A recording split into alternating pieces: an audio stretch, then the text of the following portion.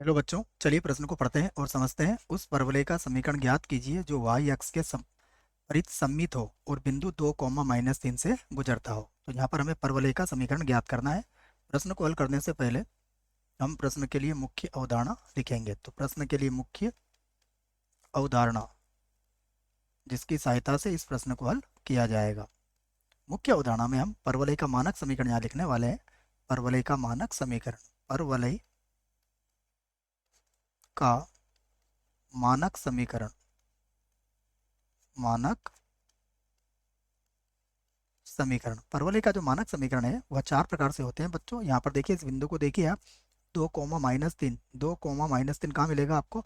चौथे चतुर्थांश में। x का मान धनात्मक, y का मान ऋणात्मक, ये चौथे चतुर्थांश में मिलेगा।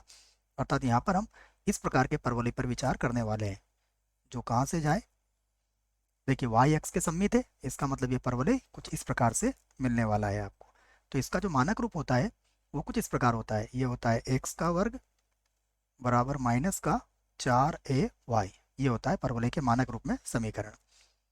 तो अब हम प्रश्न को हल करते हैं। देखिए, यहाँ पर हम लोग सबसे पहले जो बिंदु दिया गया है उसे मैं लिख लेता हूँ। परवलय पर, परवलय परवलय पर बिंदु, परवलय पर एक बिंदु है उसे मैं लिख देता हूँ। परवलय पर बिंदु में दिया है 2, -3। ये परवलय पर बिंदु है। अब हम मान लेते हैं, माना माना परवलय का समीकरण, परवलय परवलय का समीकरण, माना परवलय का समीकरण निम्न है। निम्न है। परवलय का समीकरण हमने मान लिया, y का वर्ग, नहीं बच्चों, इसको दोबारा लिख देता हूं मैं। x का वर्ग बराबर माइनस का 4ay, ये हमने मान लिया। अब ये क्या, देखो 2, -3 से गुजरता है, तो इसको 2, -3 से क्या करेंगे, हम संतुष्ट करवा देंगे। तो लिख देता हूं मैं 2, -3 परवलय परवलय पर है तब, परवलय पर है तब।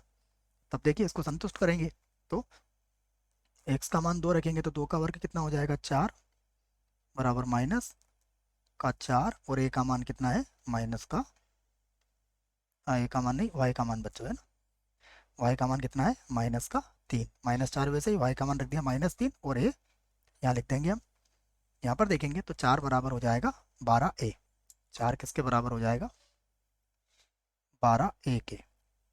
तो यहाँ से a बराबर हो जाएगा 1/3। आ गया a का मान 1/3। ठीक है, a का मान ही तो चाहिए था हमें। इसको हटा देता हूँ मैं, ठीक है ना। इसको एक बार और लिख देता हूँ। क्या मान आया हमारे पास? ये मान आया है a बराबर 4/12 अर्थात 1/3।